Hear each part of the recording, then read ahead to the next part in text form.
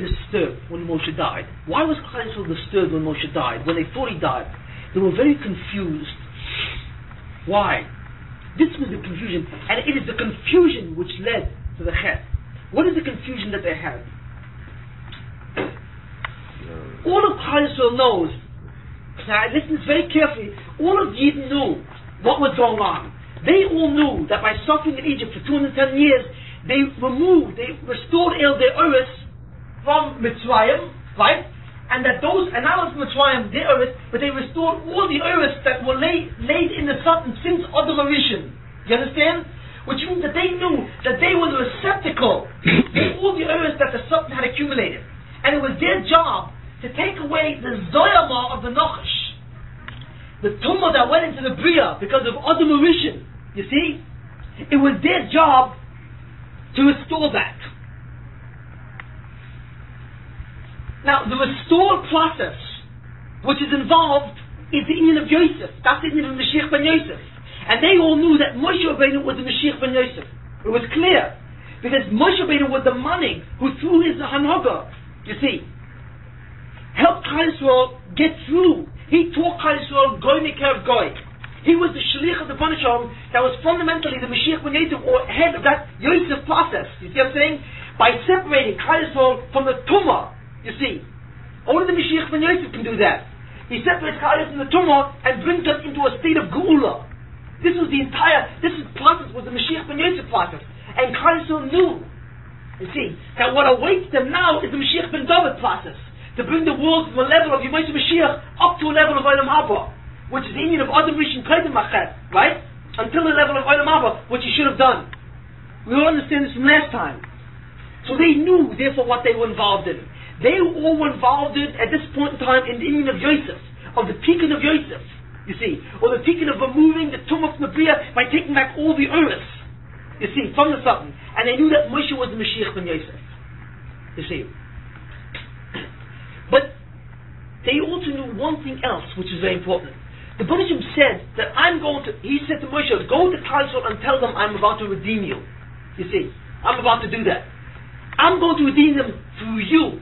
In other words, the messianic process which is now taking place, which is the messianic process of Yosef, is going to happen through you, Moshe Rabbeinu, and through the ways that I have just indicated, through the entire Golas, the entire Gula of Mitzrayim. You see. That's when it says in the Pasuk here, by Yam Suf, it says here, Vayaminu b'Hashem u'v'Moshe Avdoi. What does it mean? It means Klal Yisrael saw completely that when they saw Mitzrayim dying, and that clip of Mitzrayim was finished, you see what I'm saying? They understood that this is the messianic process of Yosef that's taking place now. Vayaminu b'Hashem, they understood that when the Bnei Shalom said that I'm going to matar the Bria from the Zoyim of the Nochash and restore you to the level of Adam Rishon Kodim Machet in preparation for the Mashiach, they believed it because they saw the clip of Mitzrayim totally destroyed. And this can only happen when Yosef is Matzliach. You see, just like Yosef was Oymed ben Nisoyim in Mitzrayim and rose to be the Mishnah Melech, right? So he was shielded over Mitzrayim. They suffered at the hands of Mitzrayim for 200 years and they rose above Mitzrayim, so that the entire clip of Mitzrayim was destroyed. That's Yosef. That's Yosef being Menatzeach. And they understood that. And they understood that who was the Mashiach ben Yosef? Moshe Rabbeinu. Because the Bnei Shalom said, this is my Mashaliach. This is the one. So that's the Vayaminu b'Hashem u'b'Moshe Avdoi. That the union of the Mashiach ben Yosef would go through Moshe. This was the Eved. Do you see what I'm saying? This is fundamentally what Klal Yisrael knew. How did they know this? Through everything that they saw and through the Nevi'as that they experienced. They knew that Moshe Rabbeinu is the Navi who is the one who's going to bring down the Torah. He's the one who's going to bring down that all from the Shemayim that would assist them into the Yemais Mashiach, which was the Luchas Rishonim. That was a kind of Torah which would be learned in the Yemais Mashiach. And that was the one that only Moshe was the vehicle for that kind of Torah. Suddenly, he went up, fine. They're all waiting around on. Suddenly, a very strange thing happens. You see, they miscalculated, but that wasn't the problem. The problem was they looked up and they see in this vision that Moshe is dead. So they start asking themselves, wait a minute, what's going on here? We mean Moshe is dead. Oh, from everything that we know, Moshe constitutes the fulfillment of this entire Yosef process. How could Moshe get up and die? How could the Banishim kill him? So they said, wait a minute, is this a real vision? Or is this a Mara from the Sitra Achla? Because they knew what Kishu was about. You see? So they said, they examined themselves. Was this a vision? Is this a real thing? Is Moshe dead? Or is he not? You see, that was their Bechira. Their Bechira was fundamentally to look at that vision and to determine whether or not it was an accurate vision or was a false vision. You see? He showed him the opposite, the Sitra Achla. Yeah. He killed. Now, that was the thing. You see, it was up to them to determine what that vision was. Now, you may say, well, if it's a vision, it's a vision. No. Because at that time, when Jews saw the vision of everything being turned upside down, and they knew the Koyach of Kishuv, and they had their own Koyach of Nevi'us, they knew that there are visions which occur that come from Koyach Kishuv and Koyach Tumah. The only question was, which one is this? It was their choice. What was the choice? This was their choice. The Banishim said, the Banishim says that what is going on now is the process of Yosef through Moshe Rabbeinu. This is the way that I want it done. You see. And suddenly they see, that's what they heard, and that's what they experienced. So what they heard from one sense, and what they experienced, was the fact that Moshe Rabbeinu was the Mashiach for Yosef. But then what they saw in the other sense, was that Moshe was dead, which means that Moshe was not the Mashiach ben Yosef. That the messianic process of Yosef will occur through some other means. You see, obviously if the man is dead, the culmination of the event will not occur through Moshe Rabbeinu. It will occur through some other means. So the question is, which one do they choose?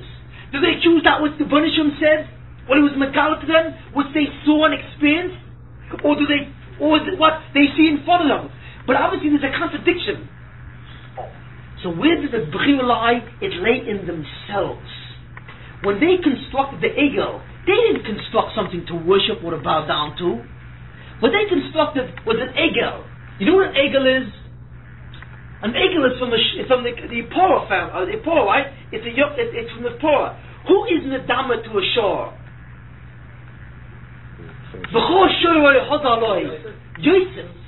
When they constructed, you see, when they constructed that Egel, what they fundamentally did, they weren't constructing an Avodah Zarah. They said the following, that if Moshe is dead, we need another Mashiach ben Yosef. And the Mashiach ben Yosef is always fundamentally symbolized by a shore. You see, so by constructing the shore in some derech, to what chokhmah they had, they say that the shore sprang up, they threw in the gold and sunny, out came the shore, you see. And they, because they knew Mikoyach Hashemas, how to construct this.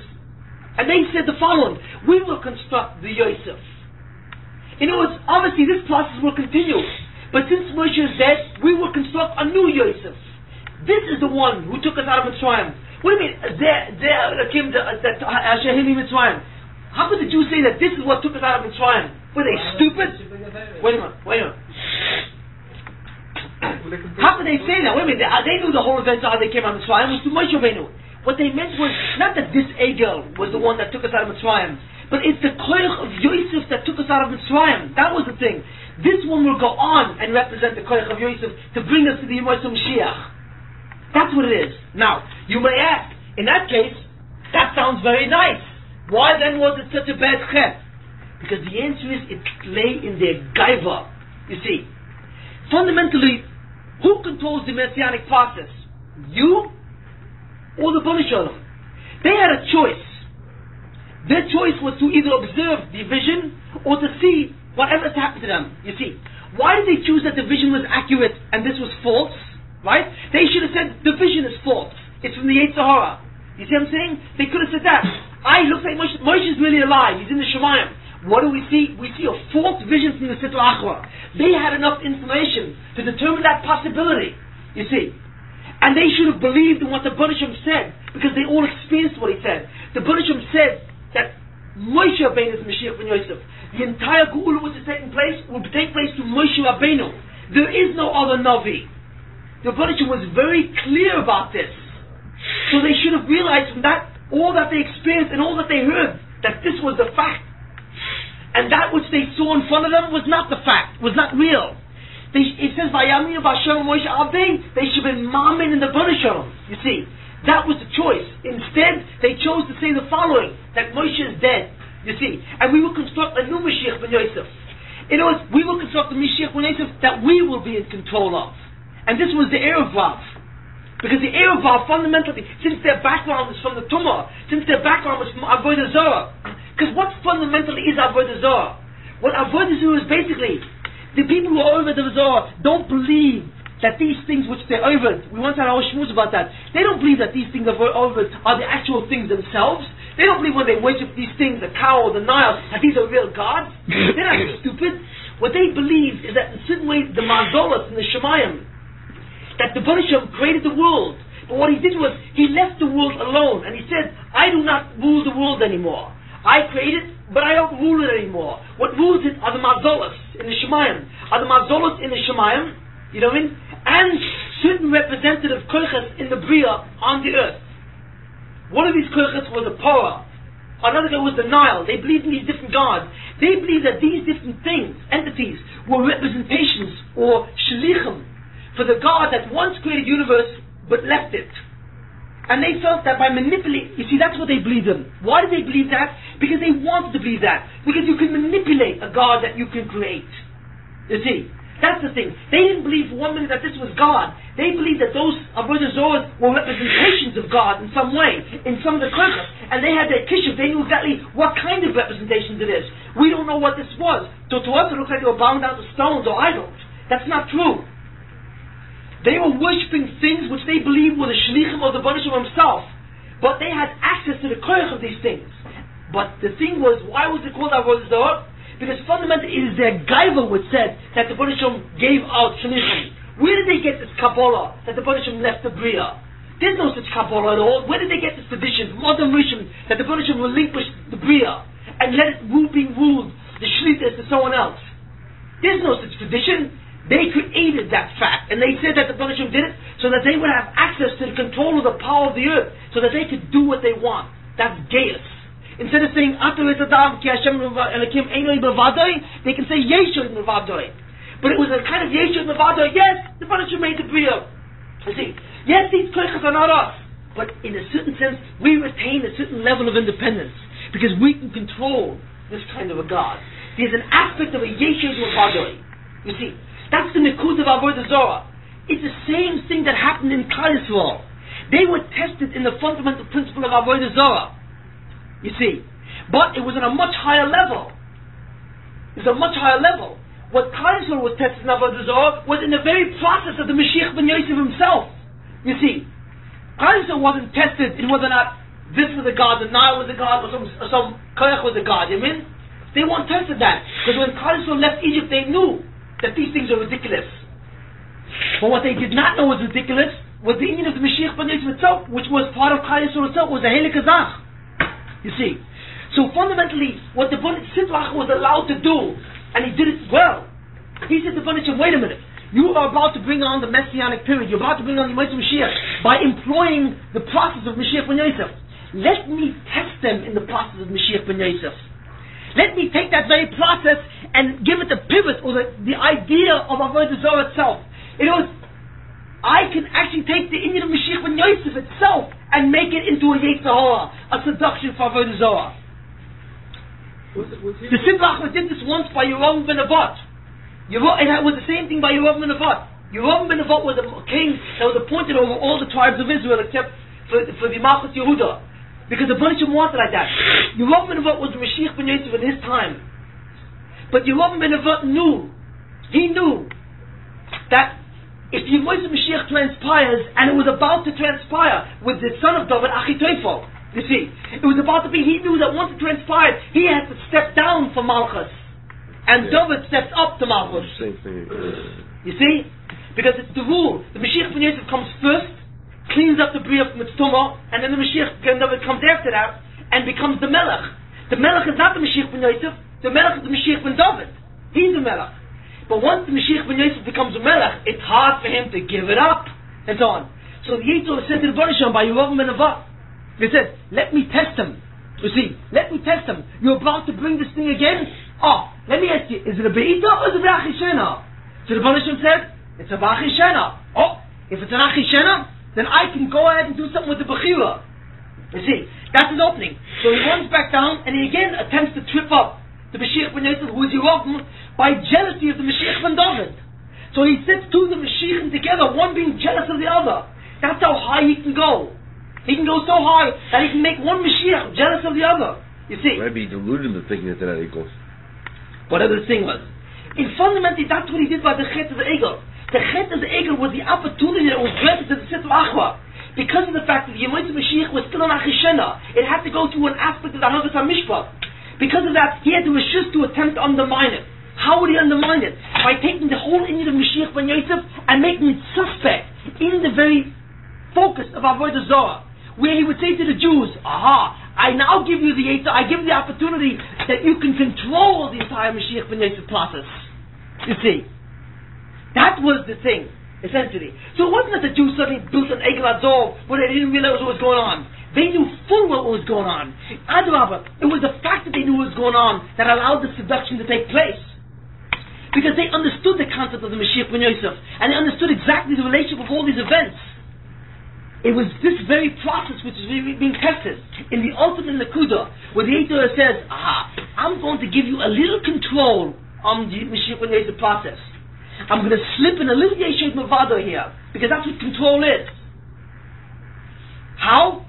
Suddenly I show you that the Mashiach ben Yosef that everyone thought would be is dead. Moshe is dead. You go ahead now, you make your own Mashiach ben Yosef. So what now about the Zohar? Chayzor wasn't Chas v'Shalom worshipping an Egel Azov. That Egel Azov was the symbol of the Mashiach ben Yosef. According to the Indian of Bechor Shoyer Hodaloi, when the show is the Indian of Yosef. You see. But in this case, they were able to control Yosef to some degree. Once they control Yosef, that's the gaiva of the person. That's the Yeshua of Mavadoi. That's the Nakuda which every nation fell before in Avodah Zarah. And that's exactly the thing which they finally tripped up and they fell. So what the Erevav did was the Erevav were Choyta, and they were Machta Klal Yisrael in the Indian of Mashiach ben Yosef. You see, that's the Nakuda of what the Indian of Erevav is itself. But fundamentally what the Erevav does, it attempts to destroy Klal Yisrael from the Indian of Yosef itself. This is basically the concept here we have Erevav. Is this clear over here? Is there any questions on that thing? I have two questions. Yeah. First of all, I don't understand.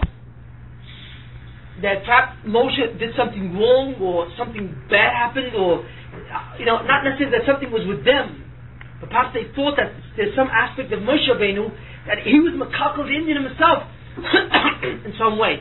I'm not clear exactly on what the details of that would have been. You see, what the logic, contrary logic, to think that why the Baruch would have killed Moshe, I'm not clear on. I was kind of thinking more subtle. To show them the fact that now there has to be another derech. You see, it was a mar of nevuah that there has to be some kind of other derech of some sort. All right. The second question was. Let me just express over here. The Indian of the Chet Egel is a very complex Indian, and it's difficult to understand the entire matter. I'm not clear on all the specific details of the matter in that kind of sense. You know what I mean? In that way. But fundamentally, I believe that this is the general form of what was going on. You see, as it consistent with the entire picture that we're seeing, that this was the Nisoyan of Klal Yisrael at that moment of time to attempt to undermine the entire process of Mashiach ben Yosef by giving it a taint of Avodah Zarah, or putting it under the same rubric or the same thinking that Avodah Zarah have. Even though this thing was not Avodah Zarah, because they weren't thinking of any shluchim for the Baruch Shem, it had nothing to do with Avodah Zarah. It was a very high Indian of the Mashiach ben Yosef, you see. But it had the same Nakuda as the Indian of Avodah Zarah. And that's why the Baruch Shem was need on it as if it was Avodah Zarah. And this allowed, the Sitrach was allowed to do this, to attempt to undermine it. Now, what we see fundamentally is the following. Who was the ones that first came up with this entire thing and tried to say, it was the Erevav. The Erevav, since they had this Nakuda of Avodah Zarah from the background, they brought this Nakuda now. And it was the Erevav that said, look, we've got to do away with this. We've got to get ourselves another Mashiach ben Yosef, someone that we will construct in this way, and so on. And the rest of Klal Yisrael were not sure, but fundamentally they gave in. They said, you're right. For whatever reason, they allowed the Erevav to be mashpia on them. What about Aaron? Did he know? No, Aaron knew this. What Aaron said, basically, he was attempting to delay them. He knew the entire matter was false, obviously, but he was trying to delay them. He could not. This is where you tie it to Chor comes What? from Mashiach ben David. Yeah, well, that's the Chor. Who was the possible candidate for Mashiach ben David? Yeah, So they he was killed by for killing it. Yes, it's interesting also because I gave another tier once where I wanted a taina. The question was that if Moshe was Mashiach ben Yosef, right, and let's say they would not have done the Chet Egel, they would have gone to Klal Yisrael, right? The Eretz Yisrael, right? Which means that the Mashiach would have started. So there would have had to be someone who would be the Mashiach ben David. You see, who was the Mashiach ben David? Who would have been the Mashiach ben David? So what I did was I basically looked around and figured out that it was Hur. Hur was the son of Kalev ben Yefuna, and his mother was Miriam. But Kalev ben Yefuna was from the tribe of Yehuda. And the interesting thing is that while the Chet of the Egel was going on, the Jews came along and he protested against the Chet of the Egel. And they killed him, you see. Which is an interesting thing. They killed a person who would have probably been the Mashiach ben David, while they were trying to destroy the Mashiach ben Yosef. It was Mida Kineged Mida. His neshama was more sensitive to the kilter that was going on. In a sense. I don't know this for sure, that Chor would have been the one. But hypothetically, I hypothesized that Chor maybe would have been the one. Because he was from Yehuda. He was Yehuda and he was very high. He was the only one killed too. He was the only one who was killed also, basically. Which is a very interesting thing. That he would be the one individual that was killed in the whole might of the Egel. And it makes sense. That's what happens. That when Klal Yisrael chose, you see, to undermine the Mashiach ben Yosef, while they were doing that, the Kiddush was powerful, so it allowed them to destroy the Mashiach ben David in the process. So they destroyed the entire matter. So the Baruch said, look, Lech Reid, go down. There is nothing left. There is no Mashiach ben David left either. So there's no Mashiach ben David left. What Indian is there of Mashiach ben Yosef? You're preparing the way for who? So it ties in with word. The raid is the ratio El Acher in the Dallas Echad from Shema Yisrael. They put the Acher before the Echad. The point is that they felt that the avodah Mashiach Yosef could be fulfilled in the shore, and that's what it was an aspect of their control. And you're trying to explain how they could have.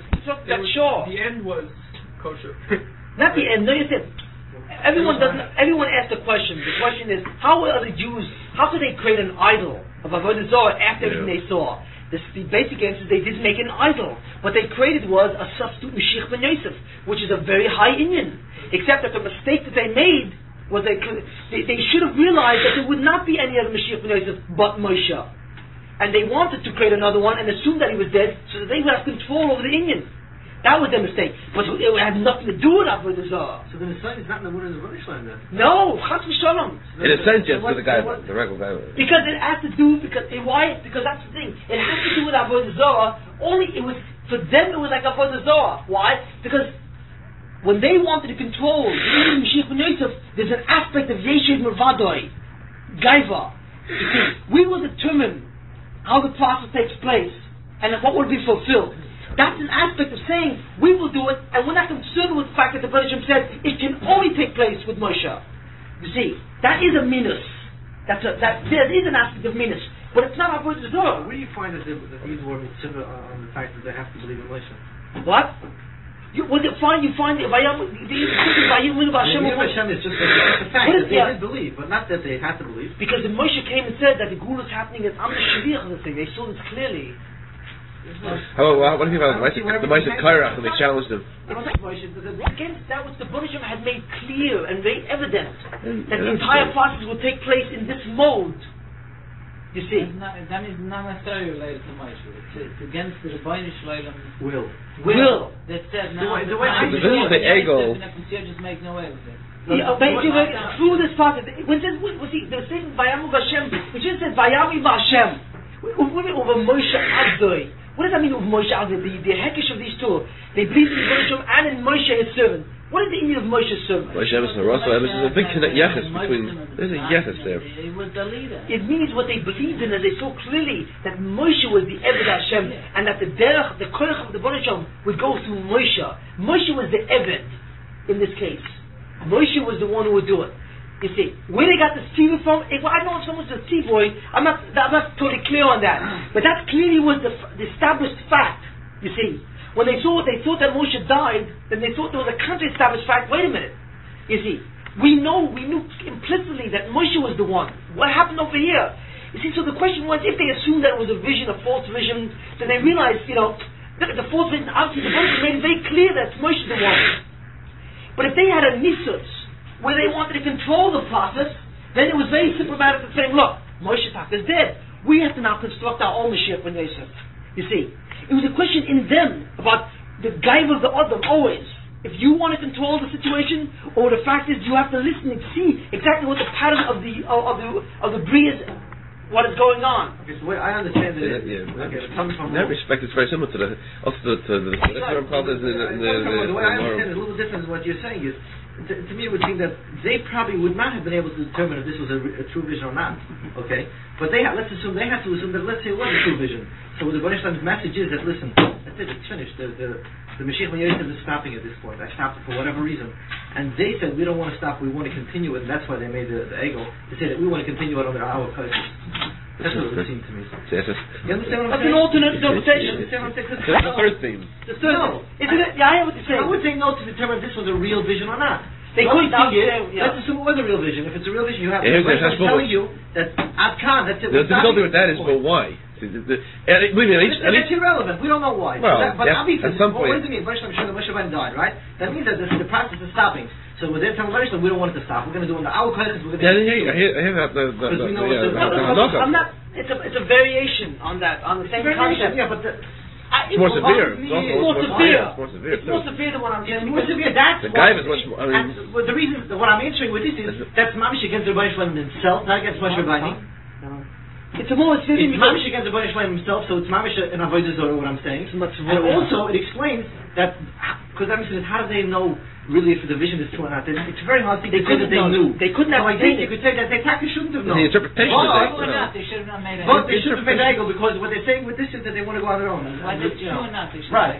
That's what I'm saying. It's much what you're saying makes sense in all respect that you brought out. The only difficulty that's left is why heaven's name because Baruch stopped the process and they went up with Mitzrayim ready to kill these so that's a kasha. But that's a kasha. So you have to So Yitaka didn't do it. Only Mitzrayim Yitaka. No, I don't think. I don't think that that's. I don't think that. I would find it reluctant, because like I said, basically I think that to say I don't feel that the culture of that time, or the matter has to be looked into much more deeply in that sense. But to me, it would be difficult to say that Klal Yisrael felt that the whole process is going to suddenly start. Moshe went up to the mountain, and he was down the mountain, and suddenly, out of nowhere, the process stopped. I wonder, that's like kind of, that kind of stretches. I think it's easy for them to think that the process would go on, except that they were thrown into confusion because they realized that the process, as it has occurred up to this point, suddenly is no longer the same process. And yet it doesn't make sense. It doesn't make sense because it was so clearly implied in everything that happened up to that point in time that the process was taking place in the tzura of an Adam Moshe Rabbeinu with his koiches and the entire aspect of that, you see. And to suddenly think that the process will suddenly switch is a very strange kind of thing, and they felt, well, for some reason, this aspect of Moshe was stopped. Therefore, we want to go ahead now and shape the event ourselves in some way. It's a problem. What you're saying, I guess it shows they had the true movement and they wouldn't have believed that because that's what role that they saw. Yeah. And that's what the Sitra was testing. It was testing that some people think. And they failed because they thought they had some control, but they don't have the true movement. How can that be? That's impossible. Yeah. He's saying the Mashiach is taken on a different way. That's exactly what. But they went a high Madrega. What do you mean a high Madrega? You make it up a pencil? It's like a person who it wasn't the shore was not a representative of the Baruch Shalom. That's the very difference I'm saying. Everyone thinks that when they made that egel was a representative of God and therefore was an avodah zarah. That's a true idol. A true idol is when the thing itself is a representation of the Baruch Shalom. I agree with you on that. This is not the shore. The egel was a representative of Moshe. That of Mashiach Ben Yosef. That's why it wasn't avodah zarah. That's why you can't compare it to that. That's a very big distinction. And no one's bringing that to the Zara. They're intelligentsia of Mitzrayim. It's a question of how bite that was. That's what has to be looked into in terms of the details. That's why what? It's funny because the punishment will be divided for the rest of the life because the process of Mashiach and Yosef was... What was your original question? That's why everybody has to suffer. Again, from that, yes. No one's doing it, right? Aligned is the effect of the Indian of Yosef, the fact that the Igrazov, the Baruch Shem said that I will not destroy Klal Yisrael, you see, but what I will do is I'll let them go on, but every generation will have to suffer because of this thing. Why? Because the chet that was involved was the same thing as the chet of Adam Rishon. Just like the chet of Adam Rishon, he failed, had the effect of suddenly changing, transforming the process. You see, throughout all time, everyone has mechaper. So the same thing also. The chet of the Egel was such that every Yid now has mechaper to some extent on that thing because they were right by the Mashiach. It was again the single chet that could have made it or break it. It was a critical chet. It was a critical Nisoyan. There's something called a critical Nisoyan. The critical Nisoyan is that Nisoyan which if you make it, you bring Yemot Mashiach. If you don't, you fail to bring it, right? And it goes back down again, and it has a very, very powerful effect. You see. That now the critical Nisoyan is only given when the Yemot Mashiach comes back Yishena with Hanagat HaMishpat. When the Mashiach comes back with Hanagat HaMishpat, there is no critical Nisoyan anymore. Hanagat HaYichud. The Hanagat HaYichud, there would be no critical Nisoyan. Now. Well, that's how the Yisur is already. Why am I saying all this? Because fundamentally, what we see from this is the following: what is the Erev Vav? What happened was it was a very bad thing because of the fact that the Erev Vav were choyto machtas avavim. The Erev Vav themselves and all the people that came from them, all the Jews who are in some way related to the Erev Vav, all have a different Yetzer Hara than every other Jew. You see, the Jews themselves, those who are Ben Avram, Yitzchak and Yaakov, they have a Yetzer Hara to be choyta. When a Yid who's Mizerav Bom wants to do a sin, he's choyt himself. But when someone from the Erev Vav wants to do a sin, he wants to be choyta and to get somebody else to be choyta with him. You see, the particular Yetzer Hara, which was manifest by the Erev Vav, which is choyta machnas avavim, became the personified Yetzer Hara for all those Jews and their descendants. You see, that is the difference between the descendant of the Erev Vav and the descendant of the other ones, of Avram Yitzchak and Yaakov. You see, and that's fundamental difference. Now, what you see from the Erev Vav again is that he has a desire not only to be choyta but also to be machta. And what he has a desire to do is to be choyta, to be machta someone from the entire Indian of Torah or Ruchnius. That's what an Erev Vav is. Now, in every generation, you see, in every generation there have always been Erev Vav. In every generation there have been those Jews who have gotten up and attempted to lead a Jew astray. Those Jews are always from the Erev Vav, because that's their Indian. And when Klal Yisrael fights against that and doesn't listen to it, what fundamentally they're doing is they're being mechaper on the original chet of the Egel Azor. You see? When they what? Repeat that last time. When Klal Yisrael, when Jews do not believe in these false leaders, and they hold from the Ruchnis, and they hold from the Torah, then what they're doing is they're being mechaper on the Indian of the Egel Azor, meaning the following. And this is the thing. When, at that time of the Egel Azor, when the Jews did the chet, right? What happened at that point? The Baruch says, no more Yemot Mashiach. What happened to all the Uris that were stored up, that were accumulated, right? That were about to be involved or fulfilled Yemot Mashiach? It scattered. It went away. Where did it go? It went in many places, but one of the places it went was into the Erev Vav itself. The Erev Vav then became another place of the storage for the retrieval in Klal Yisrael. This is an amazing concept. Up to now we've always said, right, that the Ummah Olam will become the repository of the Oros of Klal Yisrael, right, and Esav and Yishmael, you see. But we've never seen where another Jew becomes a repository for another Jew. We saw that by the Chet Egel. When the Erev Vav will mashpia Klal Yisrael for the Chet Egel, then the Erev Vav became the chief and highest candidate, you see, to become another klippa, where when the Eretz of Klal Yisrael went into the Satan because of the Chet Egel, it would go back through the Erev Vav, and the Erev Vav would persecute Klal Yisrael. The Erev Vav. But what is the manner of persecution of the Erev Vav? Machtes avavim. You see what I'm saying? Pitoy. You see? This pitoy, or seduction, or attempting to get Jews to assimilate by saying there is no Torah, that is the koyach of the Erev Vav. In every generation, this has always been there. You see? That's why we are here. Now we have enough information to begin to finish the picture. When you look around today, and we say, what is the major persecution of Klal Yisrael today? The Jews are suffering at whose hand? Right? Are they suffering at the hands of Goyim? Yes, in Russia. Obviously, Esav. But the truth of the matter is, most of the Jews of the world today are free, aren't they? They're free in Eretz Israel, they're free in America, they're fundamentally free in South America, they're free in Europe, right? What is the problem then? Why is it so what is the problem? The problem is that they are suffering from pitoy of Esav, right? But not only of Esav.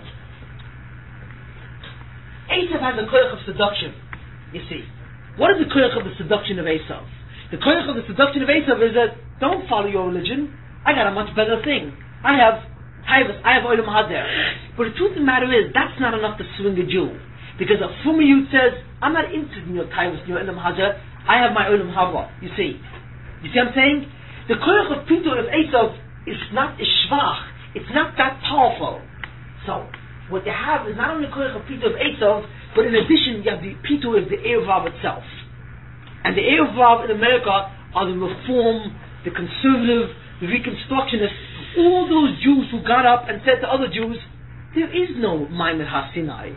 You see, you say to me that there's a Maimon HaSinai and there's a Torah, and that's why you don't want to go after the Goyim, into the American assimilation. I'll take away your Torah. There is no Torah. There's no Maimon HaSinai. You see, every Jew has to do what is appropriate for that time, and that the laws, the halachas, the Taryag mitzvahs change according to the times. So what the Erevav does is one of the most devastating things at all. The Erevav, who represent the fundamental biggest leaders in America today, are the Erevav. They come and they say to most of the Jews, 90% of the Jews in America are under the shlit of the Erevav, and they go over and say, forget about the Torah, you see. We will be matter you all the Taryag mitzvahs. Once the Erevav says that there is no Torah, because ideologically they attempt to destroy the Jewish religion, from an ideological standpoint, the Jew is suddenly opened up to Esav and says, wait a minute, so what do I have? I have a much better life. Let me assimilate. Let me intermarry. You see what I'm saying? It is the power of the Reformed and Conservative movement which has broken the back of Emunah B'Torah and the Taryag mitzvahs, which then has allowed the people of Esav to rear its head and seduce Klal Yisrael. You see? So the fundamental shibud of America is the Erevav, using Esav as a backup system, you see. The clip of America is the clipper of Esav with the Erevav together. But it's a very light form of Esav. It's Esav at the highest, at the least madrig of Tumah, you see. It's the Esav at the level where he represents the least threat to Klal Yisrael, in a sense. It is the Erevav who is attempting to destroy Klal Yisrael. Now why is this true? Because this is true for many reasons. It doesn't make sense, you see. If we see that Esav himself is changing his personality, right? He goes from a Ritzeach to a Kofer, then to a Mafater, right? We see to ourselves, Esav obviously is becoming less and less of a threat to the Jews, right? He's becoming less and less of a threat. But you could turn around and say, wait a minute, he's really becoming more of a threat. More sophisticated. It's more sophisticated. Why? Because it is worse for Esav to come over and try and make a Jew, or he's from, than it is to kill him. You see? Because when he wants to kill you, stay away from him. No, because if he wants to kill you, he only destroys the guf. But when he wants to mafata you, he destroys the neshama. So it doesn't make sense. It looks like the koyach of Esav is getting worse. You see what I'm saying? That's the problem. The problem, it doesn't make sense. If we're saying that Esav is disintegrating, you see, it doesn't look like that. Because we see that the mechanism of Esav is really getting more and more powerful. True, it's not getting more powerful from Ritzicha, but it's getting more powerful in the sense that Esav now is able to destroy the neshama of the Jew. Say qualitatively worse, or is better than Pito then. So it doesn't make sense. So how can you say that Esav is getting weaker? Esav is really getting stronger. Because, you see, he's getting stronger because now he's using a more and more subtle mechanism to destroy not the guf of the Jew, but his neshama. You see. The answer is that Esav is not destroying the neshama of the Jew. You see. Who's destroying the neshama of the Jew is the Erevav. It's the Erevav who's making all of Klal Yisrael vulnerable to Esav. Were it not for the Erevav, then Klal Yisrael would not be vulnerable to Esav, to the American environment in that sense. It's because of the fact that 90% of the Jews in America are no longer concerned with Torah anymore. You see, they're concerned with unfortunately with the meanness that comes out from Reform and conservative Jews. And they believe in that. They believe it's mutter to ride the shul and to do all these things. You see? Because of the fact that Klal Yisrael is concerned with this new shita. The Reform and conservative movement is not an attempt at seducing Klal Yisrael by taiva. It is a shita. It is a philosophy. It is a philosophy which is anti-Torah. You see what I'm saying? Which negates the validity of Torah. That's how the Erevav rules. Just like they ruled in the time of the Egel. You see? By attempting to distort the process of Mashiach ben Yosef. They attempt now to distort the concept of the Amunah and Torah. Once they do that, then the Jew is open. He has no ma'ama. Then he's totally subject to the Peter of Esav, which is tremendous. This column. You see. So the truth of the matter is, Esav is disintegrating. He's disintegrating, first of all, in terms of quantitatively, in terms of how many pieces of Esav are left in order to Mashiach Yisrael, and he's also disintegrating in terms of his mechanism also. He's going from a Tzech to a Kofer to a Mafater. You see. And as a Mafater, he is really in his weakest form. Esav is in his weakest form, really. Are you saying that it's really his strongest form because he's able to affect the Neshama? The answer is Esav cannot affect the Neshama, really. What affects the Neshama is the Erevav. That's the Klippa, which is really on top of Klal Yisrael today. And Esav, underneath the Erevav, is able to do his work of Pitoy. You see the point? This is what's going on. Now, is it only going on in America? No. It's also going on in all over the world. In South America, in Europe, right? The effect of Reform Conservative has gone everywhere, you see, except one place. In one place, the effect of the Reform and Conservative movement has not been able to touch, and that's in Eretz Yisrael. Because they've never had inroads. They're constantly fighting to build a synagogue in Yerushalayim, and they won't do it, you see. So you may say, well, Israel is free of the Erevav. Yes? No. Because the Erevav in Israel is a different min. The Erevav in Israel is not the Reform and Conservative. Who is the Erevav in Israel? The Zionists, exactly. It's the ones who come up and say, wait a minute, what Torah, what Emunah? Israel is a nation, and as a nation we have to live like all other nations, you see. We have to be fly, and we have to go after, just like Esav, we have to model ourselves after Esav, you see. And we have to make ourselves a nation of Jewish people. What is Jewish people? Jewish people are an ethnic group, but it has nothing to do with religion. Traditions, or not even traditions, an ethnic group, a culture. You see, this is so therefore the Erevav in Eretz Yisrael is Zionists. See, so between the Zionists who destroyed like all Sephardic Jewry, between the Zionists where they're Choyte Machtes Rabim of all Eretz Yisrael, and between the Reforms, what these movements, they've destroyed the Emun in Klal Yisrael to most of the Yidden in the world today. You see, so we find an amazing thing that when we observe the structure of the world today, you see. We see that Esav plays a minimal role, except in Russia. And even Russia constitutes an aspect of disintegration. Because Russia is no longer a Tzayach, Russia is a Kufa. You see. But in the rest of the world, the ones who are really Meshabbat are the Erevav. It's the Erevav who does it. You see. Now, the question is, why do the Erevav give them that koyach? And the answer is the following. Because fundamentally, when we have the different klippas, right? There are different klippas that go down in Tumah. But the Erevav, since the fact that they are two Jews themselves, constitutes the least level of Tumah. So therefore, the Erevav are really an Ummah that's over here. You see what I'm saying? That's ironic, because they come after a more like historically. Yeah. Well, we'll get that second. In other words, the Erevav constitutes an Ummah between 70 and 71. They are the least hype, or the least Tumah-dika Ummah. So what the point is the following. When Klal Yisrael loses its Eretz, they lose it to Esav. But as Esav disintegrates, you see, totally, then what happens is the Eretz go up. They go back to Klal Yisrael, and they also go into the Erevav, which constitutes the last klippa of Klal Yisrael itself. And that was the last klippa that was created right before the Mashiach in the first time. Klal Yisrael has to restore itself to the Eretz of the Egel Azov, you see, and the last of the Eretz through the Erevav. Because the Erevav constitutes the klippa, which is their brother. You see what I'm saying? So therefore, it's the lightest form of klippa, and it's the last klippa. That's why in the world today, we see a very interesting thing. In this 18th century, in 1700s, we see three things that happened all at the same time. Number one, the American Revolution, right? In the American Revolution, we began to see the real disintegration of Esav, right? We also saw the beginning of the Haskalah, or the beginning of the Reform and Conservative, which is the beginning of the Aliyah of the Erevav. As Esav goes down from a klippa, the Erevav goes up as a klippa, you see. And we also saw something else. We saw the beginning of Egyptology. And you remember what we said about Egyptology? The Erevav comes from Egypt. So even though Egypt as a klippa is no longer here, because we will never again go into Mitzrayim, but the Zeich, or the memory of Egypt, lives. Why? Because there are a remnant of Egypt which still survives as a klippa, and that's the Erevav. So therefore the memory of ancient Egypt suddenly becomes stimulated. You see what I'm saying? So all these three things happen at the same time. That the hieroglyphics is broken in the end of the 1700s, the late 1700s, the Haskalah starts, and the American Revolution frees America and begins to promote the entire doctrine of freedom throughout all Europe also. So you find that Esav begins to also disintegrate. And the French Revolution also occurred. Liberty, equality, and so on. You see.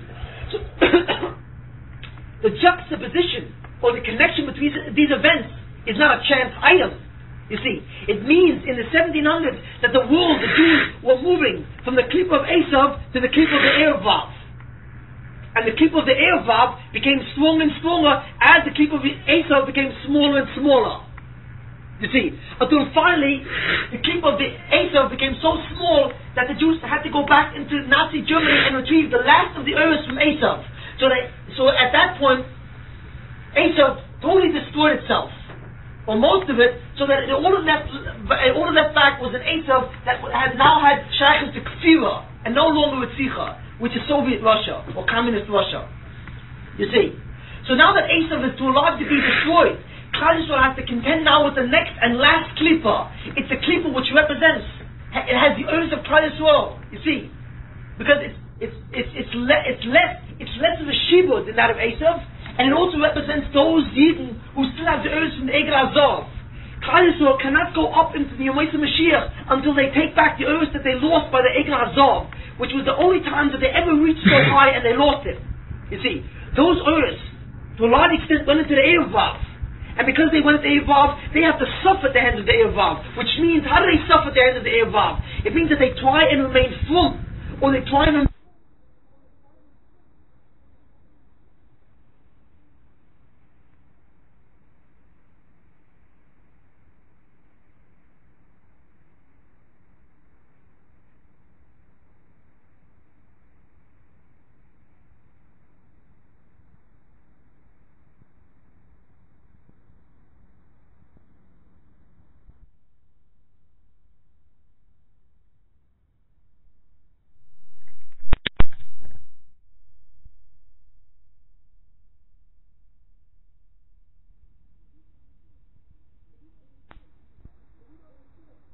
so we don't understand, you see.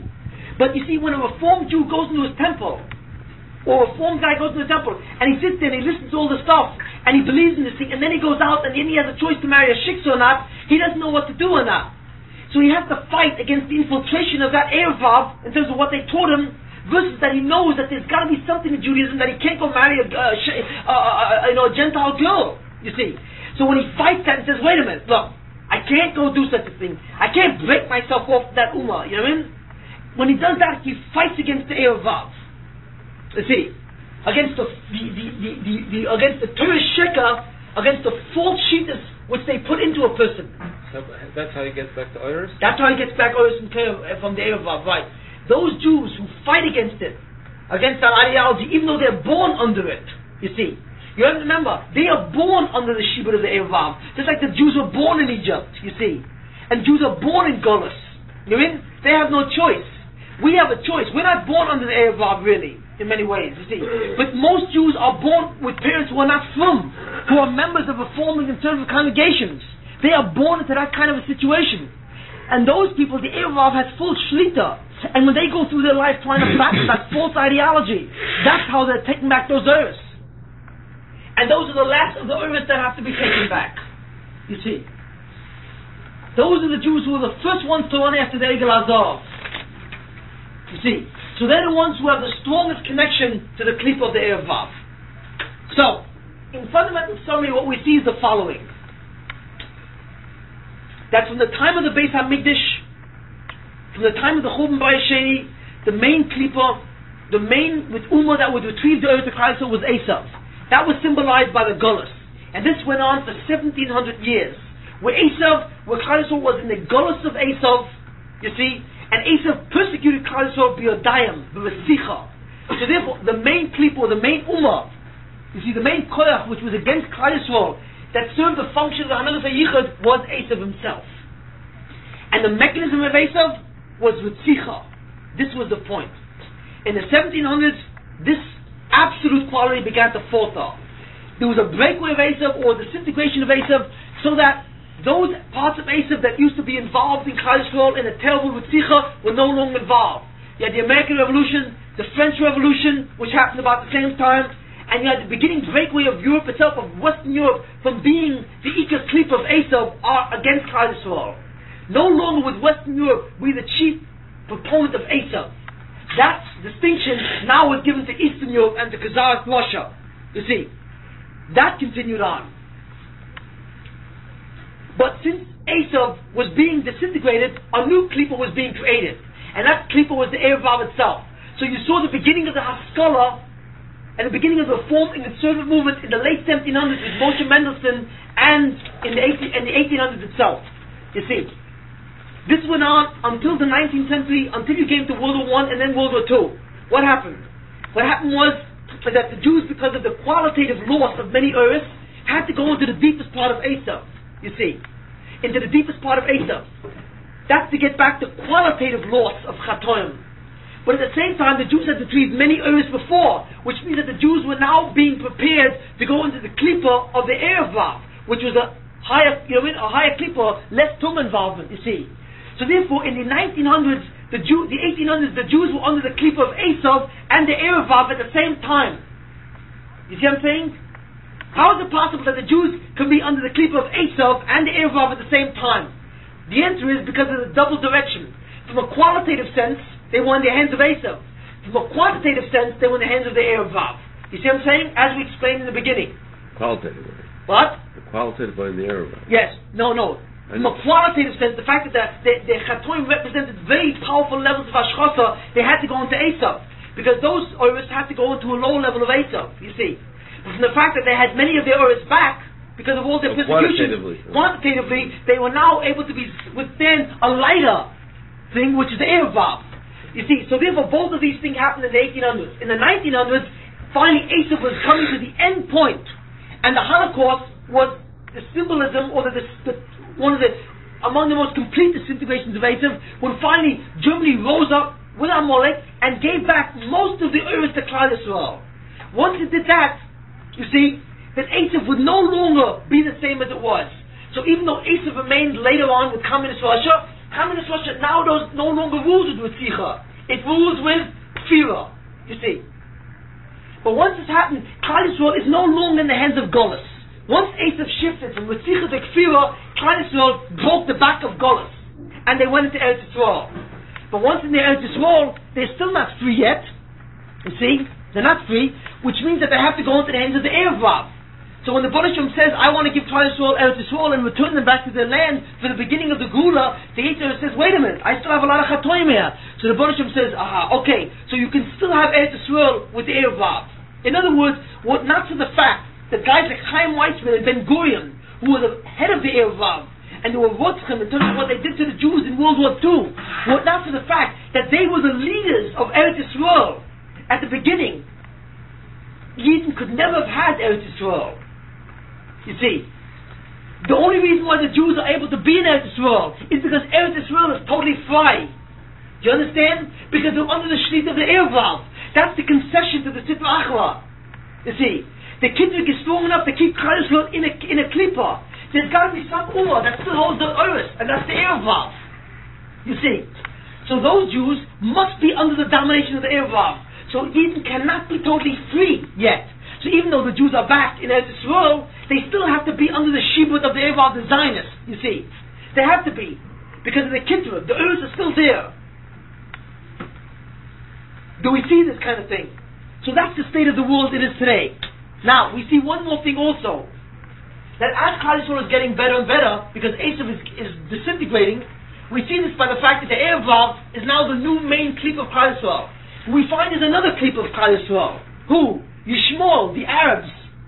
You see, if you notice in this thing, the Jews are fighting against the Arabs, but they in that kind of sense.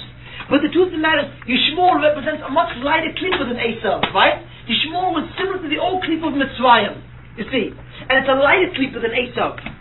So once Klal Yisrael begins to leave the clip of Esav, it goes up, and as it goes up, it goes in the clip of Yishmael and the Erevav, which constitutes higher madrigas. Now the clipper of the Arabs are not really powerful, because the Arabs themselves are not able to really do anything to Klal Yisrael. They can't threaten Klal Yisrael with Tzlicha, they can't threaten them with Kfira, they can't threaten them with Pitoy. The only thing they can do is threaten them on a threatening level. They don't actually do anything. They fight wars with them and they kill Jews here and there. But ultimately, Klal Yisrael is always stronger than the Arabs, which means that the function of the Klipa Yishmor is to constitute a thorn in the side of Israel, to make them in a position, to put them in a position of insecurity. You see, that's the function of Yishmor, to make Klal Yisrael in an insecure position, so they always have to look around in the back. But Klal Yisrael is clearly stronger than the Arabs. You see, so we see very different things. You see, we see that the Klipa of Yishmor is no longer what it used to be. There was once a period of time when Yishmor was a very powerful kingdom that was Meshabet Klal Yisrael. But even then not to a strong degree, because it was always known that the Jews under the Arabs were always, in the medieval times, in the time of the Rambam, always had it good. You see, which means that the ability of Yishmor to panic Eden, or the ability of Yishmor to persecute Jews, was always very weak. Why? Because that was lost with Mitzrayim. Means that never again will you really have a true shibud from Ishmael, because that true shibud was represented in Mitzrayim. You see, from now on, all your interactions with Ishmael will never be as powerful as it was then, and you never find that the Arabs were really persecuting Jews. Many times the Jews are able to be friendly under the Arab nations. You see, in that sense, and even now when the Jews have these antagonisms with the Arabs, it's not true. The Arabs are not a true threat to Israel, in a true sense of the word, because Israel clearly is victorious in every war. But what Yishmael does is Yishmael has the power to make Klal Yisrael insecure and make them always feel uncomfortable, so that they can't enjoy the Eretz Yisrael that they have. You see, so the structure of the modern history in 1975, as it is the following. We have a segment of Esav to the left, called Communist Russia, right, which functions under a new mechanism called Kfira, which is much lighter than the old Tzicha. Okay? Right, that's number one. Number two, we have a Klal Yisrael who are no longer in Golus, but they're in Eretz Yisrael, which means again that the absolute koyach of Esav is gone. But we have a new Klipa, and that new Klipa is lighter. It's not as powerful. And that Klipa is called, first of all, the Erev Vav, which attempts to destroy the Emun of Klal Yisrael, so that Jews are at the seduction of the remnants of Esav. And we also have the Klipa of Yishmael, which is revived to create an insecurity, an uncomfortable, tense situation of the Jews that live there, but never to actually take them and throw them into the sea. You see what I'm saying? So we have is a bunch of fragmented Klipas all around. We have a piece of Esav left, we have a bunch of Erev Vav, and we have a piece of Yishmael. You see what I'm saying? Where none of them have true Shlita and Klal Yisrael. Klal Yisrael is kind of jacking around between all three of them, and all three of them are at their weakest positions. Esav is now at its weakest position. In communist Russia, it is its weakest position because it's Kaifa. You see, America is at its weakest position, and Europe because it's only a function of Pitoy, and they have to come onto the Erev Vav to do that. You see, Yishmael is at a very weak position because all they can do is needle Klal Yisrael. The only ones who remain very strong today, fundamentally, is the Erev Vav. They are still very powerful, but they also things begin to be broken. It is my fundamental belief, you see, that in 1977, years ago, major things happened in history, which I think are very important. Number one, Menachem Begin was elected. That's number one. And number two, Israel signed a treaty with Egypt. You see, I feel it's very possible, which I feel is very true, that those two events was the beginning of the disintegration of Yishmael as a threat and the Erev Vav as a Klipa. Why? Because up to that point, up to 1977, when they signed the Camp David Accords, all the Arabs always threatened Israel to destroy it, but they weren't able to. When Israel signed a treaty with Egypt, Egypt was out of the picture. So therefore, there was never again a real threat. Syria is not a threat, neither is Jordan or any of the Arab nations. So therefore, they only serve in terms of tackling Klal Yisrael in a sense, but they're not true military threats. So the true koyach of Yishmael as being antagonistic to Klal Yisrael is kind of removed or weakened substantially. It's still there, but it's weakened substantially. What about the Erev Vav? The Erev Vav in Eretz Yisrael was through the Zionists.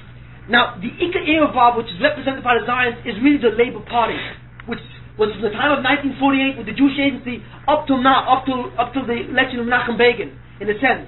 Now that essentially, that election constitutes the shibud, the true shibud of the Erevav itself, because these are the people who destroyed the Jews as they came to Eretz Yisrael.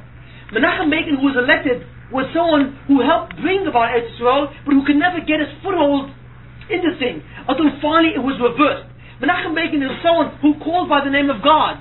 He said with the help of God. He was the first president, or the first prime minister of Israel, who started mentioning the name of God.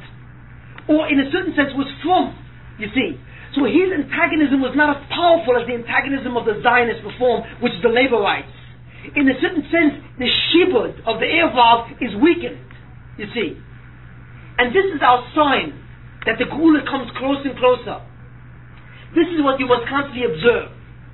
You must constantly observe it, because when you see that the Erevav gets weaker and weaker, it means that we're getting closer and closer to the Geula. You see. Now, whether or not I'm correct in interpreting the events of the election of Begin after 28 years, it was like almost like a miraculous that he suddenly became the prime minister. You see, whether or not you want to interpret this as the weakening of the Erevav and the treaty with Egypt as a weakening of Yishmael is up to discussion. You don't have to. You see, I choose to interpret it in that way because to me it seems to be a sign in that direction. But what we definitely know is to be true is the following: that Klal Yisrael cannot reach the level of the Yemais Mashiach, you see, which is the beginning of the process of Yosef, until the Erevav is taken off as a klipa. You see what I'm saying? Because that's where the Oretz lie to a large extent. Why does that mean? Until the Erevav comes from? Yes. Until the backs of the reforming and serve suddenly are broken, where they no longer have the koyach to be mashpia against Klal Yisrael. The mashpia has to be taken away, or they themselves have to? Both. Their koyach of hashpah has to be removed. You see. Now, how that's to be done is another story. After that, we have to begin to go into the aspect of the Yemais Mashiach. You see. But fundamentally, that's the current state of affairs. Why the Jews interact with different particular nations. Why it's interacting with communist Russia, why it interacts with the Yishmael or the Arab states, you see, why the Jews are fighting against the Arab states and not against Europe or other places of the world or other nations which are part of Esav. They're fighting only against the Yishmael, which is a much lighter klipa. And why the greatest shibud of Klal Yisrael is the Erevav today. This week is a very critical question, you know, and the fundamental question here. Oh, and one thing. Next week, we have to, I tell you what we want to get into this time. It's a very, very fundamental question, and the very important question, Mitzvah HaMaisa. So, what I'm going to explain today is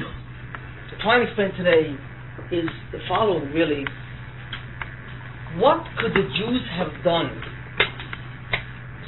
to have been put in such incredible, difficult circumstances where they require the Yadayim Yadei Esav to restore their sovereignty or their Gedula, their Oris. What we see very clearly is the triangle again. You see, we have the triangle.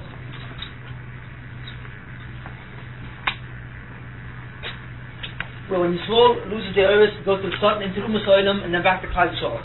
And essentially, the main Ummah, which Klal Yisrael has been in the Shibud, in the Golas, has been Esav. And as we saw last week, the essential mechanism of Esav is Ritzicha. That's the essential mechanism of an emissary Ritzicha against Yisrael, against Yaakov in that way. And the question is, you have to say to yourself, for example, like the Holocaust, which represents the highest form of Ritzichas Esav. It's like it's Esav at its best, in a sense, where it represents a staggering infliction against Klal Yisrael in terms of the Ritzicha that was done by Esav and its Rosh Amalek. So the question is, what is it that he didn't do that generates this massive kind of einish, Yisurim? Now, you may say, well, first of all, let's look at the Holocaust. Who were the Holocaust Eden? the Holocaust Jews were, a lot of them were from Yidden. I mean, most of them were from Yidden. Most of them were from Yidden. The Jews of Poland. Jews of Poland were very, a lot of them were very from Yidden. I mean, you know, what do you call it? I think Ravon Cutler said that from World War II till now, from before World War II till after World War II, you know, from the change of civilization of Europe before the war till Europe after war, America, he said, is a drop in Madrega equivalent to 500 years. That's what Ravon said, Ravon Cutler said such a statement. You see. And there are people who said that we Americans, we people, we have no hasaga, we have no concept of what the Jews of Europe were really like. Take a city, for example, like Białystok. Someone once told me personally, if you took an average, you know, let's say city, I think Białystok in Poland, 90% of the Jews there were from, 10% were not. And that wasn't the city. Białystok was a big city, you see. 90% of the city was from, of the Jews there were from, and 10% were not. Today it's the reverse. 90% are not, and 10% are, you see. It's a very different kind of experience to live in a makom where most of the Jews are from, where they sit and learn and they work in terms of Yerushalayim. It's a very strange concept for us to be matzig, you see. We have some out of Samaria, we live in Flatbush, we live in Ballpark, we even know that's Gornish really, not really. What? We live in Seagate. For those of us who live in Seagate, it's even better. You see? But in the cities, this was a percentage. In the small villages and hamlets, in the little towns, and you know, the Dorf, the little places, most of the Yidden were from. You don't find a fry. You see, any guy who's fry picked himself up and went to Warsaw, or went to Vienna, or went to some other city where there's, you know, he didn't stay in the place in you know, whatever the city, you know, in the, you know, these little towns, Majesdorf, or whatever the names are. I don't know the names of these towns. You know, these small little hamlets and so on. So fundamentally, these little towns had a Mod Asa, they had a Rav there, they had a Shul of Beis Medrash, they had a Cheder for the yeshivas on, they had mikvot and so on, and the whole town was Yiddish, was from. You see. They used to have a vector, they used to wake everyone up a minute in the morning and shofar that blew before Shabbos, you know, whatever the story is, it's like a yeshiv that was all from. The only concept of this kind of yeshiv I think you find in Eretz Yisrael shtick. There's certain yeshivim in Eretz Yisrael, like from a Moshav, maybe a kibbutz, a Moshav, where everyone is completely from, that concept. And this was all over Europe. You see. So we cannot be massive that kind of a community. We don't understand that anymore. But Shtel Zafar, they're the ones who experienced the Holocaust, not us, which is a staggering zach, you see. That these from Yidden of 1,000 years of European Jewry. European Jewry was 1,000 years old, you see. Essentially started in the, I don't know, the 11th century, the 10th century, first in Western Europe, then went over to Eastern Europe, you see, and it built up a tremendous civilization of Rishonim and Acharonim. I mean, anyone who knows anything about Jewish history in terms of the time of the Rishonim and Acharonim know the tremendous amount of tzaddikim and kedoshim and the Erech Yidden that existed in these times. Yet, the Holocaust tapped it off, you see. So the question is, what did these Jews do to deserve a Holocaust, fundamentally? Now that's a very staggering question, you see. In certain ways, it's more important to know this than to understand why the Banishim brought a Holocaust. Everyone is so busy saying, why did the Banishim do a Holocaust? Obviously, the Banishim went with the Banishim's Rishus, and do a Vadoi. There's no Shlita except for the Banishim, you see. So why would the Banishim therefore create a Holocaust? You see. But there's another fundamental question just as important. Why would Jews be high of a Holocaust? You see, that's where we have to look at the answer. And it's a very difficult question to answer. But in order to answer, we got to go even further back. Are these Jews the only ones who took the Holocaust? What about the Churban Bayis Rishon, the Churban Bayis Sheni? When the Romans destroyed the Churban the base Bayis Sheni, there were hundreds of thousands of Jews that died also in the Churban Bayis Rishon. And these are Jews that lived in the time of Tanoim. You see, what about that? In the time of Nevi'im, the Churban Bayis Rishon was in the time of Nevi'im already. You had Nevi'im like Yechezkel and Yirmiyah, you had big Nevi'im, I mean, Moedik Tzadikim that lived, and they would still have such Churbanos. So the question that we want to know fundamentally is, what is it that Jews do to get themselves in such a bad situation? Okay.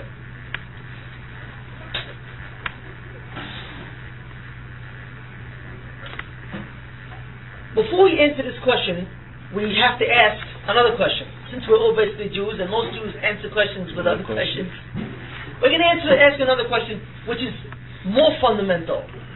And what's this other question? This other question is the following. We once brought this question up a long time ago. It was never answered because I didn't want to answer it at that point. The question is the following. How long does Olam Haba last? How long does Olam Haba last? Till 6,000. No, Olam Haba. Olam Haba. Not Olam Hazeh. Infinity. Yeah. Netzach Nitzachim. It goes on forever. Olam Hazeh lasts till the year 6,000, right? Shis Alfei Shnit. But Olam Haba goes to Netzach Nitzachim. So the Mokum of Gemur, Olam Haba is the Mokum of Gemur, of reward. That lasts forever. Okay, fine. How long did the Mokum of Avodah, the Matzah of Avodah last? It's Olam Hazeh. How long does it last? 6,000 years. How long on the average is a person's life? 75. Let's say the average person's life was 120 years. Which it's not. But let's say a person lives 120 years. What's the question I'm about to ask? How come for 120 you could get Netzach Nitzachim? How can you get Netzach Nitzachim for 120 years? I don't care what kind of a tzaddik you are. We said that the fundamental thing which governs the entire world is the mitzvah hadin, the anodis hamishpat, correct? The tikkun of nam l'tzufa, which can only go through din, through schus. That's our fundamental principle, correct? Right? That's why before there's a matzav of gemur, before there's an olam haba, there's got to be an olam hazeh. There's got to be a matzav of mishtadlus of avodah. Din establishes that, right? Din establishes that you have to earn what you receive ultimately. Fine. If din can establish that, what about the proportion in terms of time input? That also must be established in din. What? Look, No. Din is to... if I hire you for a certain job, I have to pay you according to the merits of the job, don't I? Yeah, but the din's job is only to give an alternative to see you did it or you didn't do it.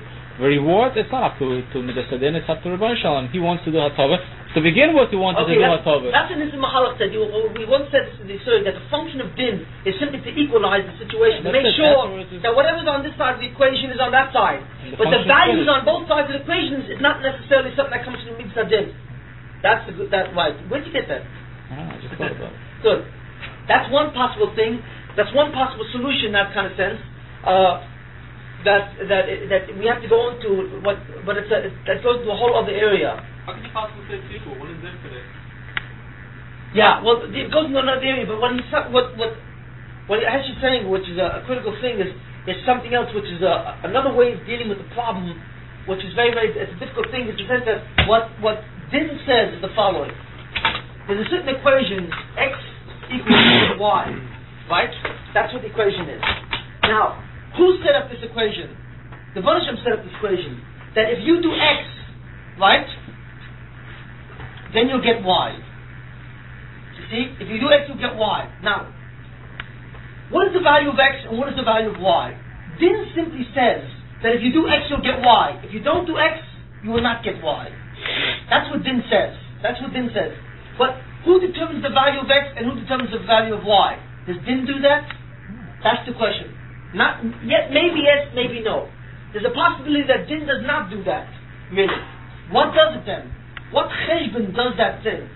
The answer that would be if Din doesn't do it, then that cheshbon comes from the another level, a much higher level of the chokhmah of the Baruch Hu himself that he establishes. What? That's something. But that's a different concept. That's a different concept. Okay. But I want to give an answer, and what I'd have to say is the following: we can attempt to say that Din doesn't necessarily establish the proportional amounts. It simply establishes the conditional this and that.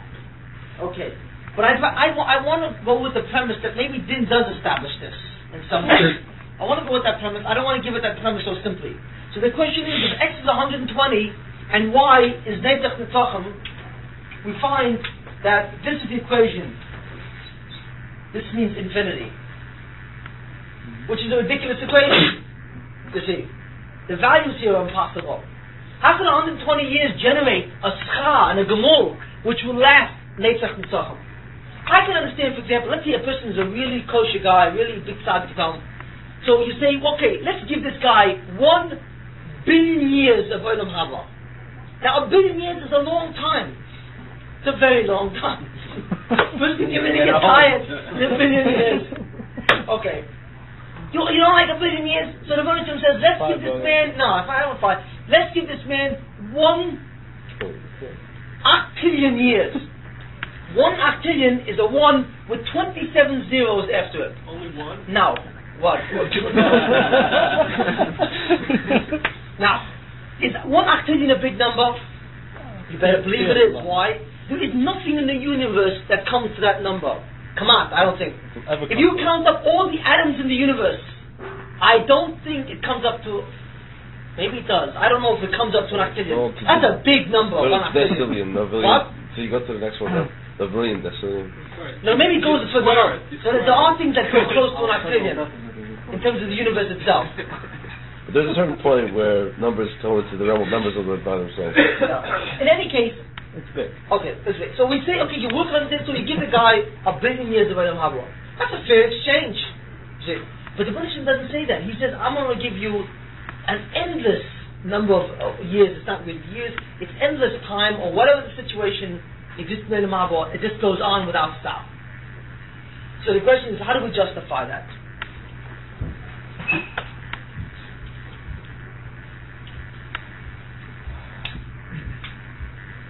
Does anyone have any comments? Brother won't give an answer. Maybe it's just... You can justify it this way. I have to take away the quantitative aspects from now, you know. There's an Indian in Olam Haba called quantity, you know. You work a certain number of hours, you get a certain number of pay. And there's a certain... Well, what you're interested in is clarifying this, the matter more. It's a question. Infinity is boggling relative to yes, this. It's a mind-boggling thing. It's an incredible figure. Infinity versus 120 years or what the story is. And I'd like to give what I think is one kind of a teretz, although the matter needs much further analysis. But I'm only bringing this to go back to our original problem of what causes all the tzoros that Eden have. One of the large things, one of the main things that causes that. Okay. What I'd like to say is the following. That basically, every person, you see, who lives in this life in Olam Hazeh, in order to live in Olam Hazeh, and for Olam Hazeh to become a Mokum of Bechira, right, means that there has to be a certain amount of Hester. Hester means that there has to be a certain amount of concealment from his awareness about the existence of the Vernisham. There has to be, right? Because if a man was directly aware of the existence of the Bnei Shalom, right, he couldn't do a chet, he can't be bercha. You see, It wouldn't be an alternative. It wouldn't be an alternative. In order for the Yetzer Hara to function, remember we said he has to go through the guf. He has to go. The world has to be at a lower level, away from Ruchnius. The substance of Olam Hazeh has to be very far from Ruchnius, and that's the substance of the guf, such that the Yetzer Hara will be able to be mashpia the person to go against the Bnei Shalom. Because a chet is fundamentally a yeshod mavado. It's against the Bnei Shalom in that sense. So in order to do that, in some way there has to be a hester on the absolute yichud, the shrit of the Bnei Shalom. That's a fundamental prerequisite for Olam Hazeh to exist. So, therefore, once that hester comes into the world, once that hester comes into the Bria, when man says, you see, I don't see the existence of God. I don't see His Metzius. I don't know necessarily. I can matawat it away. Because I can feel in some way that I'm also something substantial, and that the Buddhism does not have an absolute shlita, but that the world has its own shlita in a certain way. And if I can do what I want, once a person has that ability, what does that mean? It means the following: when the Buddhism says to him, when the Buddhism says, "I don't want you to eat from this thing," well, I don't want you to do this, Meister, for example. And the man comes up in front of the thing, and he has the Yitzhar, and the Yitzhar says, go eat this thing, or do this thing which is Buddhism said don't do. So he's thinking, he says, wait a minute, what's going on over here? I have a tzibur from the Buddhism that I shouldn't do it. You see. But I don't see the Buddhism. I don't know necessarily that there's a certainty in this kind of an issue. I don't know that. And I would like to do this. I would like to enjoy myself in this way. You see.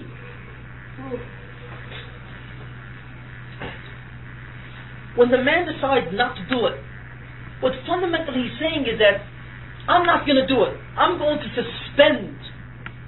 You see, I'm going to suspend not the fact that I'm not going to do it. What the man is saying is, I'm going to suspend my existence for the tzivur of the Rebbeinu Shalom. Why? Nobody knows how long he's going to live. How can a person can be dead 5 seconds from now, right? When each second that a person comes to a certain Nisayon, he does not know if he's going to live a second after that Nisayon. Technically speaking, there is no certainty. So fundamentally, when he gives up that thing, he's simply saying, I'm giving up my existence or my life. The only thing I know, the man says to himself, look, I've never seen Olam Haba. I don't know that it's there. I've never seen anything outside of the guf. You know, the old thing is, dead men tell no tales. Nobody's ever coming back from that other world or whatever story to tell us what it's all about. All we have is a Mashiach. We have certain, Chochmah and something which says different things about it. But Lamaisa, when it comes to my practical, actual life, I don't see anything. I don't see a Rebbeinu Shalom. I don't see an Olam Haba. I don't see any of this stuff. And when the Rebbeinu Shalom says to me, don't do this, don't do this, don't do this, or do that, when he controls my life in entire ways and tells me do's and don'ts all over the place, I say to myself, by doing these do's and don'ts, fundamentally I'm giving up my existence. I'm saying to him that my life at present, my life right now, you see, can be sacrificed for the das, for the rotzen of the Rebbeinu Shalom. I have to suspend my rotzen of how to continue my life, you see, against his rotzen. I have to suspend my will or my desire to control my life, you see, to control it and to benefit from every second of my existence, you see, against what the Rebbeinu Shalom wants. If the Rebbeinu Shalom didn't tell me anything, I would conduct my life in a certain way. I would conduct it in a certain way where I would attempt to benefit from every moment that I exist in some way. The Rebbeinu Shalom says, no, I don't want you to benefit from the ways that you want. I want you to do the things that I say, which means fundamentally I'm giving him control over my life, over my existence. And since the fact I don't know how long I'm going to live, and fundamentally I'm saying to him, every moment of life is really his. You see? Does everyone understand what I'm saying? So therefore, when a person is oimed in the soyan, he's not oimed in the soyan of one mitzvah. He's really oimed in the soyan on all his entire existence. All he knows is his life now, and he doesn't know how long that life will last. He doesn't know if he'll get Olam Haba or not. He doesn't even know if Olam Haba really exists. There's never been a sensory perception of Olam Haba. You see, it's not standing him in the face. You see, so basically he's giving it up on a certain idea, a certain amuna. And he's saying, I'm going to suspend my life, I'm going to suspend my own control, I'm going to suspend the ability for me to benefit from my existence right now. You see. For example, if there's a piece, let's say there's a piece of tray for food, which is delicious tray for food. I don't know, they say lobster is gewaldig, it's delicious lobster. What? They say it's out of this world. That's what they say. So he's got a delicious lobster in front of him. Okay, whatever. He's got a lobster in front of him with what do you call it, with hot sauce or whatever sauce that he got with, I don't know. That's all. And he says, I am hungry. I'm really hungry for this meal, and I want to eat this lobster. It's mouth-watering. And then he thinks, wait a minute. I can't eat this lobster because lobsters you can't eat. It's flavor. It's achila. So he's thinking, why shouldn't I eat it? Because you can't eat it. You have to think of Olam Haba. What Olam Haba? I don't see an Olam Haba. All I see in front of me is a lobster. I exist here now. This is my existence. I don't know of anything else. And I see this thing in front of me and I want to benefit from it. You see. I don't know if I'll be alive 5 seconds from now. You see. Every second of my life isn't the totality of my being. You know what I mean? We once said that you only exist in the present. You don't exist in the future. The future is created at every point. We don't know if we'll be here an hour from now. Right now we exist at this moment. You see, at this particular time, we all exist. And at that moment, this is existence.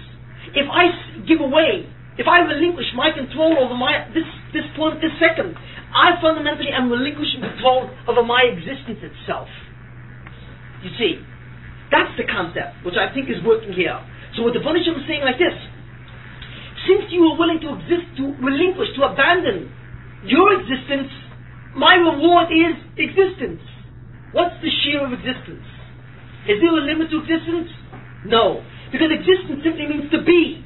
So the Baruch Shem says, since you're willing to say, you're willing to allow me to control your being, you see, even in all, you're only for the soil, so I give you the gift of being. But being by definition has no limit. It is.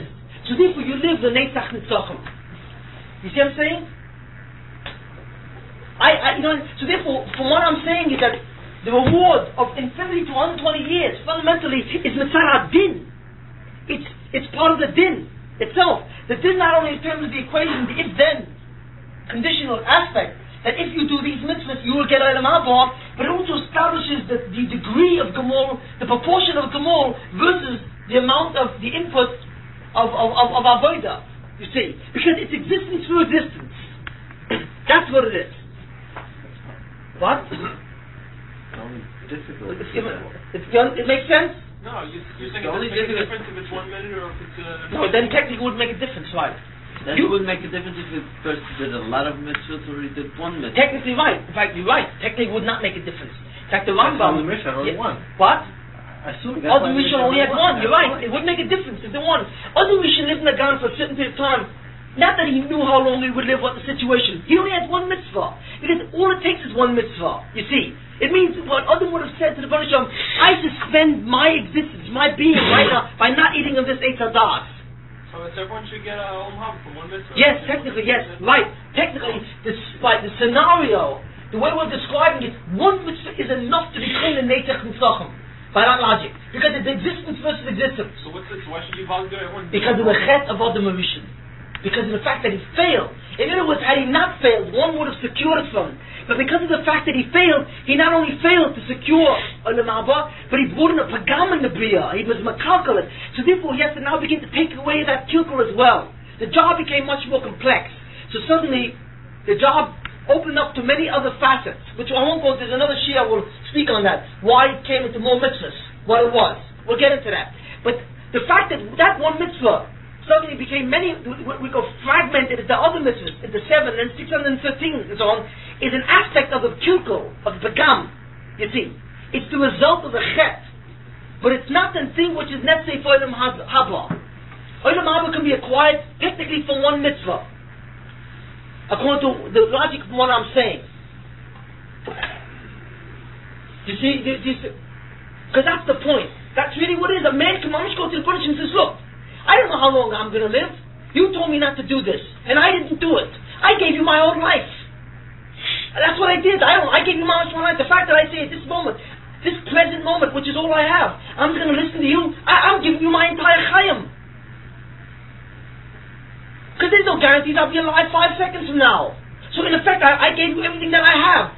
The only thing I have, and the only thing I am, is the present moment. That's mine. I have total shlita on that. And I'm giving you that as matana, because I'm listening to you in terms of what you want from me. You see? What do you mean? I can't give you the future because I don't have the future. I'm not in control of the future. But I give you what I have now. And what I have now is my total existence. It's total being, as far as I'm concerned. You see? And since it's total being, the gemul is, you give me your total being, then I give you the gemul of total being. Total being is endless. That's the true nature of being. Being means to be. You see, and that way you're kind of similar to what the Baruch Shem is. Remember we said that the problem of the Nam Tzufa was the fact that there's a certain chelik in the person which has certain parallels to the Baruch Shem. The fact that he's a self, and that makes him. We said from the beginning that the fact that a person is a self, capable of being self-aware, means that there's an aspect of the person which is independent of the Baruch Shem in a sense. You see, and it's the quality or property of independence which is the basic definition of Elokus. The important characteristic of the Baruch Shem, which makes him to be God, you see, is the concept that the Baruch Shem is independent of anything else. Everything that he has or needs is in him already. That's total independence. That's why he's total control. When he created a person and gave him an aspect of self-awareness, this aspect of self-awareness is separate from him, because the awareness is able to look at the Baruch Shem separately and say, there's a certain aspect of separation there. That aspect of separation gave the person an inyan of chelik elokam imar. And that aspect of separation therefore gives the person the desire to earn his own keep, to create his own reward. So what the Baruch Shem therefore had to do was help a man get his own reward. If you remember, this was in previous Shum and so on. But this is fundamentally what it is. What the man is able to be koina by suspending his existence voluntarily, he's able to be koina existence itself, which has a certain dimmer to the Baruch Shem. Because, you see, the reward that the man gets is existence. It's not existence in time. You see what I'm saying? The Baruch Shem is not rewarding the person existence in time. You see, that I will allow you to exist in the Mabor for 1 billion years. That's existence in time.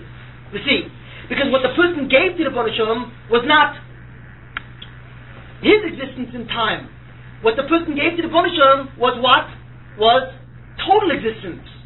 If a person knew that he will live 120 years, and he was, let's say, 30 years old, he says, well, I got 120 years to live. Let's say a person is guaranteed that.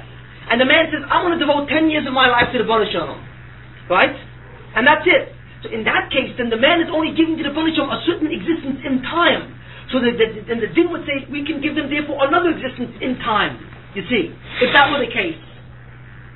But since that's not the case, since no man knows how long he's going to live, and every man lives only in the present, when a man does the mitzvahs and he listens to the Rosh of the Baruch Shem, he's giving the Baruch Shem his totality of his existence.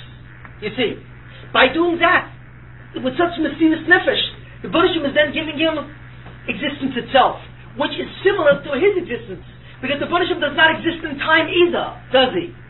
He doesn't. Divine existence is such that it doesn't exist in time. It is. In a certain sense, existence in the Olam Haba, in a certain sense, parallels the existence of the Baruch Shem, because it's not an existence, it's time. It's being in and of itself, and being by itself doesn't exist with conditions. You see, being fundamentally is a non-conditional item. It is. That's its definition. It is because it is. Do we see that? So in that sense, the man is being koina to a certain sense, a certain similar kind of existence. When I say similar, kavayachol, in the sense that there's a certain aspect of parallelism between the existence of a person in the Mabor and the existence of the Baruch Shem as well. Although, of course, they're still very different in a tremendous way. But there's a certain aspect of parallelism in that kind of sense. There's a izdamus, like the Ramchal says. There's a izdamus to the Baruch Shem. He's given existence, but he still isn't existent. No, right. Yes, sorry. He's given existence for its own sake, but he is not existence itself. Right. You pointed out, that's the difference. That will always remain the fundamental difference. The Baruch Shem is existence itself. The person is given existence. He possesses it. But, in the case of Olam Mabor, he will possess existence for its own sake. In Olam Hazeh, he only possesses existence in time. You see? It's conditional. But in both cases, he will always possess existence. It's a paradox. How can it be? But that must be the mystery of Olam Haba. Like you say, only HaKadosh Baruch Hu is existence. Everything else is the Nivra, Zul also. What do we see from this? How does it work? Once we understand this, we come up to a very important hasaga. We all understand this clearly, correct? There's a very important hasaga that comes up from this, if this is true. You see, we all realize a very important thing. What the power of a mitzvah is. Mm-hmm. A mitzvah has the power to be krina netzach nitzachim. Again, what is the power of a single mitzvah? One mitzvah. The power of one mitzvah that you're doing b'shas ma'aseh now has the power, that one mitzvah, to be krina olam haba lenetzach nitzachim. That's an incredible thing. You see, if a mitzvah has the power to be krina netzach nitzachim, what